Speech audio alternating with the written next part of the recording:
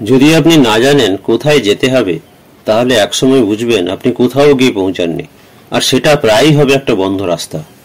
আপনার ব্যবসার জন্য কি আপনার কাছে একটি সুস্পষ্ট দৃষ্টিভঙ্গি আছে, নাকি আপনি কেবল সময়ের স্রোতের সাথে ভাসছেন? প্রতিটি সফল উদ্যোক্তা, মুকেশ আম্বানি থেকে স্টিভ জবস পর্যন্ত, একটা সাধারণ বৈশিষ্ট্য ছিল একটি শক্তিশালী দৃষ্টিভঙ্গি ও সুস্পষ্ট লক্ষ্য। সেটা হলো ব্যবসার ভবিষ্যৎ কি। যদি আপনি আপনার ব্যবসাকে পরবর্তী স্তরে নিয়ে যেতে চান, তবে আপনাকে পরিষ্কারভাবে বুঝতে হবে আপনি কোথায় যেতে চান এবং সেখানে পৌঁছানোর জন্য লক্ষ্যটাও নির্ধারণ করতে হবে। নমস্কার বন্ধুরা, আপনারা দেখছেন বিজনেস রেডি। আজ আমরা আলোচনা করব সফল ব্যবসার সবচেয়ে গুরুত্বপূর্ণ ভিত্তি নিয়ে, একটি পরিষ্কার ভিশন বা দূরদর্শী দৃষ্টিভঙ্গি বা বাস্তবসম্মত স্বল্পমেয়াদী লক্ষ্য নির্ধারণে কিভাবে তৈরি করা যায়। কারণ দিক নির্দেশনা ছাড়া আপনি শুধু ব্যস্ত থাকতে পারেন, কিন্তু ব্যবসায় ফলপ্রসূ হতে পারবেন না। ভাবুন তো, 1958 সালে ধীরুভাই আম্বানি তার যাত্রা শুরু করেছিলেন একটি ছোট টেক্সটাইল ব্যবসা দিয়ে, কিন্তু তার দৃষ্টিভঙ্গি ছিল ভারতের সবচেয়ে বড় ব্যবসায়িক সাম্রাজ্য গড়ে তোলা। সময়ের সাথে সাথে আজ রিলায়েন্স ইন্ডাস্ট্রিজ বহু ক্ষেত্রে আধিপত্য বিস্তার করেছে।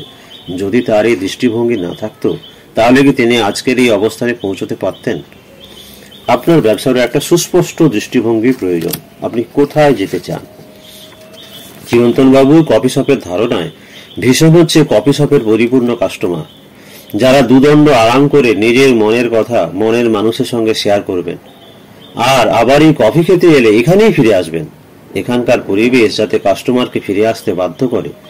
এই জন্যই চিরন্তন বাবু স্বল্পমেয়াদী লক্ষ্যগুলো, যেমন কফির স্বাদের প্রকারভেদ, কফি সার্ভ করার আদব কায়দা, কাস্টমারদের দোকানের নির্দিষ্ট স্টাইলে ওয়েলকাম করা, দোকানে মিউজিক সিস্টেম চালানো, দোকানের আলোর বিচ্ছুরণে এক স্বপ্নিল পরিবেশ তৈরি করা, তবেই একসময় এই কফি শপ কাস্টমারে কানায় কানায় পূর্ণ হবে। সেটাই তো চিরন্তন বাবুর ভিশন। এখন আমি আপনাকে 3টি প্রশ্ন করব। আপনি কি জানেন আপনার ব্যবসা 4 বা 5 বছর পরে কোথায় থাকবে? আপনি কি জানেন এই মাসে কি করতে হবে সেই 5 বছরকার লক্ষ্য অর্জনের জন্য? প্রতিদিনের কাজগুলো কি আপনার প্রতি মাসের কাজের সাথে বা ভবিষ্যতের সাথে মিল খায়? যদি উত্তর না হয়, তাহলে চিন্তা করবেন না, আপনি একা নন। কিন্তু মজার বিষয় হলো, যারা শুরুতে এই জিনিসটা ঠিক করে নেন তারাই সাফল্য পান। এই ভিডিওতে আপনি জানতে পারবেন কিভাবে পরিষ্কার ভিশন তৈরি করা যায়, কিভাবে তা ভেঙে স্বল্পমেয়াদী লক্ষ্যে নিয়ে যাওয়া যাবে, কিভাবে অগ্রগতি ট্র্যাক করা যাবে। প্রথমে আসি, ভিশন কি, কেন জরুরি? ভিশন মানে শুধুমাত্র একটি বাক্য নয়, এটি হলো আপনার ভবিষ্যতের সফলতার ছবি। ঠিক যেমন গুগল ম্যাপে গন্তব্য না দিলে আপনি খালি ঘুরেই বেড়াবেন, পৌঁছতে পারবেন না আপনার নির্দিষ্ট গন্তব্যে। দৃষ্টিভঙ্গি সফল উদ্যোক্তাদের অন্যদের থেকে আলাদা করে। এটি শুধু একটা স্বপ্ন নয়, এটি এমন একটি উত্তর যা কঠিন সময়ে আপনাকে পথ দেখাবে।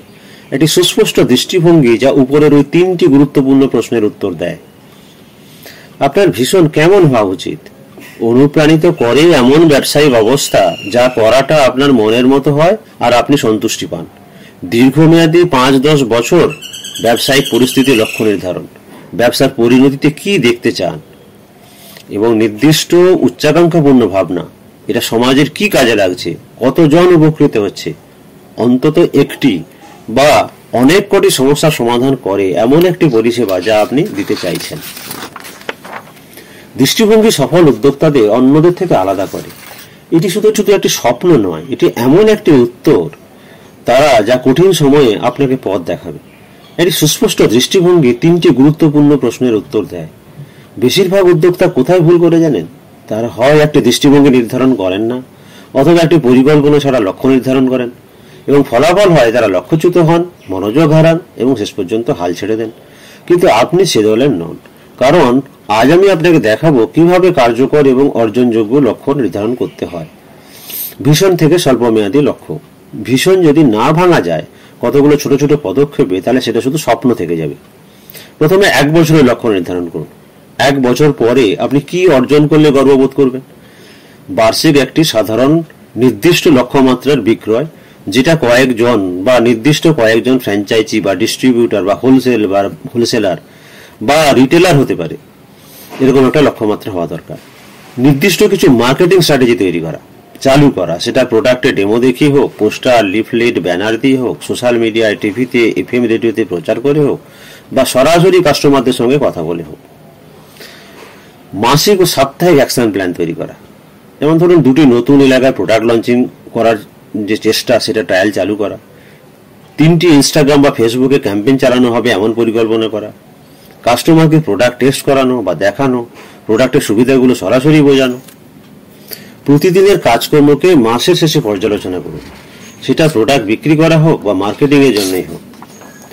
স্মার্ট ফ্রেমওয়ার্ক ব্যবহার করা, স্মার্ট মানে স্পেসিফিক, মেজারেবল, অ্যাচিভেবল, রিলেভেন্ট এবং টাইম বাউন্ড। স্পেসিফিক নির্দিষ্ট, আপনার লক্ষ্য বিক্রি বাড়াতে হবে এমন অস্পষ্ট টাইপের না হয়ে নির্দিষ্ট হওয়া দরকার। 30% বিক্রয় বৃদ্ধি করব বলাটা বিক্রয় বৃদ্ধি করার থেকে ভালো শোনায়।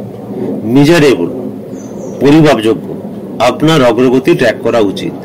আপনি কতটা এগোলেন সেটা গুনতে পারা দরকার, নয়তো উন্নতি ট্র্যাক করা সম্ভব নয়। অ্যাচিভেবল, এটা কি বাস্তবসম্মত? আপনার টার্গেট হওয়া উচিত চ্যালেঞ্জিং, কিন্তু একেবারে অসম্ভব যেন না হয়, যেটা আপনি অর্জন করতে পারবেন। রিলেভেন্ট প্রাসঙ্গিক, এটা কি আপনার ব্যবসার সাথে সামঞ্জস্যপূর্ণ? আপনার লক্ষ্য আপনার মূল ভিশনের সাথে যুক্ত কিনা সেটা খেয়াল করুন। অপ্রাসঙ্গিক কাজ ব্যবসার সময়কে নষ্ট করে। টাইম বাউন্ড সময়সীমা নির্ধারিত, একটা নির্দিষ্ট সময়সীমা নির্ধারণ করুন। নির্দিষ্ট সময় অন্তর কাজের অগ্রগতি অনুভব করতে পারবেন। লক্ষ্য অর্জনের জন্য শেষ পর্যন্ত থাকতে হবে, নইলে তা চিরকালের জন্য পেন্ডিং লিস্টেই থেকে যাবে। ছোট ছোট সাফল্যকে উদযাপন করুন, ছোট সাফল্য অর্জনগুলো সেলিব্রেট করুন, এতে আত্মবিশ্বাস বাড়ে, টিম উজ্জীবিত হয়, তাদের দায়বদ্ধতা আস্তে আস্তে এর সঙ্গে তৈরি হয়। তারা অনুভব করে এই সংস্থার আয়ের সঙ্গে তাদের নিজেদের জীবিকাও জড়িত। যে লক্ষ্য ভালোভাবে নির্ধারণ করা যায় তা অর্ধেকই তো অর্জিত, বলেছিলেন জিগলার। বন্ধুরা, লুকব্যাক সিস্টেম সফল ব্যক্তিদের গোপন অস্ত্র। প্রতি মাসে কি অর্জন হয়েছে দেখুন, কি কাজ করেছে আর কি করেনি, কতটা লক্ষ্যমাত্রা ছিল, সেটা হয়নি সেটা লিখে ফেলুন। পরবর্তী মাসের পরিকল্পনা সেই অনুযায়ী সংশোধন করুন, যেটা আগামী 5 বছরের লক্ষ্যমাত্রাকে এগিয়ে নিয়ে যেতে সাহায্য করবে। আপনার ইনস্টাগ্রাম ক্যাম্পেইনে যদি মাত্র 2% এনগেজমেন্ট আসে, তাহলে পরের মাসে ইনফ্লুয়েন্সার মার্কেটিং করার চেষ্টা করুন। প্রতি সপ্তাহে একটি শেখা বা কি শিখলেন লিখে রাখুন, ছোট হলেও চলবে। এবার আপনার জন্য একটি চেকলিস্ট। 5-10 বছরের ভিশন তৈরি করুন। 1 বছরের ও 90 দিনের লক্ষ্য নির্ধারণ করুন। মাসিক অ্যাকশন প্ল্যান ভেঙে এগিয়ে যান। প্রতি সপ্তাহে রিভিউ করুন, প্রতি মাসে পুনর্মূল্যায়ন করুন। ধারাবাহিক থাকুন, দ্রুত অ্যাডজাস্ট করুন। মনে রাখবেন, মানুষ 1 সপ্তাহে যা করতে পারে সেটা শুধু বেশি ভাবে, কিন্তু 1 বছরে যা করতে পারে সেটা নিয়ে কম ভাবে। প্র্যাকটিক্যাল কৌশল বলা যায়। ভিশন স্টেটমেন্ট লিখে রাখুন, আপনার অফিস বা ডেস্কের পাশে টাঙিয়ে রাখুন। ভিশনের সঙ্গে মিলে এমন 3টি কাজকে চিহ্নিত করুন। প্রতিদিন সকালেই ঠিক করুন আজ কি করলে আপনি আপনার ভবিষ্যতের কাছাকাছি যাবেন। নিজেকে প্রতি মাসে প্রশ্ন করুন, এই মাসে আমি আমার ভিশনের পথে কত দূর এগোলাম। কোয়ালিটির ফিডব্যাক দিন, আগের মতো আছে কিনা আপনার প্রোডাক্ট, আর কাস্টমার নতুন কিছু চাইছে কিনা, কম্পিউটারটা নতুন মোড়ক বা কোয়ালিটি বাজারে আনলো কিনা, এগুলো খেয়াল করুন। বন্ধুরা, নিচে কমেন্ট করে আপনার ভিশন একটি লাইনে লিখে দিন। চলুন একে অপরকে আমরা অনুপ্রাণিত করি। ভিডিওটি ভালো লাগলে লাইক, শেয়ার, সাবস্ক্রাইব করতে ভুলবেন না। প্রতি সপ্তাহে আসছে নতুন নতুন কন্টেন্ট শুধুমাত্র আপনারই জন্য। পরবর্তী ভিডিওতে দেখা হবে। ফোকাস থাকবেন, অনুপ্রাণিত থাকবেন। এই কৌশলগুলো বাস্তবে ফল দেয়। আমি অনেক স্টার্টআপকে এই ছোট অভ্যেসগুলো দিয়ে খুব তাড়াতাড়ি সাফল্য পেতে দেখেছি। ধন্যবাদ, ভালো থাকবেন।